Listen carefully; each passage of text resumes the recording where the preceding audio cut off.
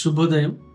క్రీస్తునందు ప్రియమైన విశ్వాసులారా, సజీవుడు పునరుద్ధారుడైన యేసుక్రీస్తు యొక్క పవిత్ర నామములో మీ అందరికీ ఉదయకాల శుభాలు తెలియజేయుచున్నాను. ఈ దిన మన టీఎల్సీ అనుదిన ఆహారంలో దేవుని యొక్క వాక్యాన్ని మనం చదువుకుందాం. నిర్గమాకాండం 23వ అధ్యాయం 25వ వచనాన్ని చదువుకుందాం. నీ దేవుడైన యెహోవానే సేవింపవలెను, అప్పుడు ఆయన నీ ఆహారమును నీ పానమును దీవించును. నేను నీ మధ్య నుండి రోగమును తొలగించెదను. దేవుని బిడ్డలారా, ఈ ఉదయకాల సమయంలో 3 దివ్యమైనటువంటి మాటల ద్వారా ప్రభు మనతో మాట్లాడుతున్నారు. ఈ భాగంలో మొదటి తలంపు ఏంటంటే, నీ దేవుడైన యెహోవాను సేవింపవలెను అనేటువంటి మొదటి మాట. దేవుని బిడ్డలారా, మన సృష్టికర్తను మనం ఎన్నడూ కూడా మర్చిపోకూడదు. ఈ రోజున ఇంతటి సుందరమైనటువంటి సృష్టిని మన ప్రభు అయినటువంటి దేవుడు మాటతో కలుగు చేసినటువంటి మన ప్రభు.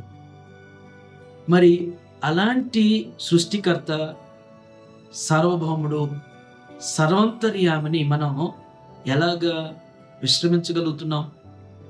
ఎలాగా విడిచిపెట్టగలుగుతున్నాం? ఏ విధంగా మర్చిపోగలుగుతున్నాం? కాబట్టి దేవుడు జ్ఞాపకం చేస్తున్న మాట ఏంటంటే, నీవు నిత్యము కూడా దేవుణ్ణి సేవింపాలి, ఆయనను సేవించాలి, ఆయనను జ్ఞాపకం చేసుకోవాలనేటువంటిది మొదటి తలంపు. రెండవ తలంపు, అప్పుడు ఆయన నీ ఆహారమును నీ పానమును దీవించును. దేవుణ్ణి మనం సేవించగలిగినప్పుడు మన యొక్క ఆహారమును పానీయాన్ని దీవిస్తాం. ఎందుకంటే ఇచ్చేది ఆయనే, దీవించేది ఆయనే, సమృద్ధిని కలుగు చేసేటువంటి వారు మన దేవుడే. మనం ఈ భూమి మీద మరి మనం సంపాదించుకోవాలి అంటే, మనకు కావలసినటువంటివి సంపాదించబడాలి అంటే అది దేవుని యొక్క అనుగ్రహం అయి ఉండాలి. అందుకని ఆయన ఇచ్చేవాడు, ఆయన మనల్ని దీవించేవాడు, సమృద్ధితో పోషించేవాడు. మనం దేవుణ్ణి కానీ సేవించినప్పుడు మన యొక్క ఆహారమును పానీయమును దీవిస్తాడు. మూడవ తలంపు, నేను నీ మధ్య నుండి రోగమును తొలగిస్తాను అంటే రోగము అంటే శారీరకమైనటువంటి రోగాలు. అవి ఎలాంటి వ్యాధులైనప్పటికీ కూడా మనల్ని బాధించు వేధిస్తూ ఉన్నట్టుంటే వాటి నుంచి మనల్ని మరి స్వస్థపరుస్తాను, వాటిని తొలగిస్తానటువంటిది జ్ఞాపకం చేస్తాను. మరొక మాట మనం జ్ఞాపకం చేసేటువంటిది ఏంటంటే, శారీరకమైనటువంటి రోగం మాత్రమే కాదు, మానసికమైనటువంటి వ్యధ అనేటువంటిది ఉంటుంది మనుషుల్లో. మానసికమైనటువంటి అంటే నెమ్మది లేనటువంటి పరిస్థితి, అది ఒక జబ్బే, అది ఒక మనోవ్యాధి అనమాట. దానికి మందే లేదు.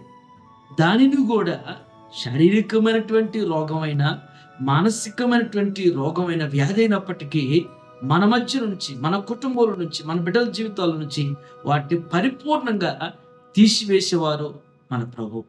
ఉదయకాల సమయంలో దేవుని బిడ్డలారా, మనము దేవుణ్ణి సేవించగలిగినప్పుడు ఆయన మన అన్నపానములను దీవించి మన మధ్య, మన గృహంలో, మన బిడ్డల జీవితాల్లో ఉన్నటువంటి వ్యాధులు, బాధలు వాటన్నిటి నుంచి కూడా తొలగించి మనల్ని బలపరిచేటువంటి వారు మన ప్రభు. అటు రీతిగా ఈ ఉదయం ఈ మాటలు మనందరి జీవితాల్లో దేవుడు స్థిరపరుస్తూ, బలపరుస్తూ నెరవేర్చును గాక. ఆమేన్. ప్రార్థన చేసుకుందాం. శాశ్వతమైన ప్రేమతో ప్రేమిస్తూ మమ్మల్ని విడువక అనుక్షణం కృప చూపుతున్న దయగల మా ప్రభువా, మీ పరిశుద్ధ పాదాలకు వందనాలు. ఈ ఉదయం దివ్యమైనటువంటి మీ వాక్కుల చేత మాతో మీరు మాట్లాడిన విధానం బట్టి మీకు వందనాలు ప్రభువా. మేము మిమ్మల్ని సేవింపకుండా, మేము మిమ్మల్ని స్తుతించకుండా, మీ నామాన్ని మేము ఘనపరచకుండా ప్రభువా, ఒకవేళ నా తండ్రి మేము ఎవరినైనా ఆశ్రయించేవారుగా, ఎవరినైనా మేము తెలియక కానీ తెలిసి కానీ ఆరాధించేటువంటి వారు ఉంటే క్షమించండి. మేము మిమ్మల్ని సేవించినప్పుడు, మిమ్మల్ని గణపరిచినప్పుడు నా ప్రభువా, మా అన్నపానములను దీవిస్తాను మీరు సెలవిచ్చారు. మా మధ్య ఉన్నటువంటి రోగమును నేను తొలగిస్తాను మీరు సెలవిచ్చేట్లుగా నా ప్రభువా, ఈ ఉదయం నా తండ్రి టీఆర్ఎస్ అనుదిన ఆహారం చూస్తున్న ప్రతి బిడ్డ కూడా ప్రభువా మిమ్మల్ని సేవించగలిగిన వారుగా, దీవించబడినటువంటి వారుగా, వారికి ఉన్నటువంటి శారీరకమైనటువంటి, మానసికమైనటువంటి ప్రతి వ్యాధుల నుంచి, బలహీనతల నుంచి నాయన దేవా మరి తొలగించబడేటువంటి రీతిలో మీ కృప చూపిస్తూ బలపరచండి. ఈ దినమంతా నేను బిడ్డలు చేరినటువంటి వారి పనుల్లో వారి ప్రయాణాల్లో బాధ్యతలు మీరు వెన్నంటి నడిపించి మీ కృపలో బలపరచమని యేసుక్రీస్తు నామములో ఈ ప్రార్థనకు సమర్పించుచున్నాను తండ్రి. Amen. God bless you all.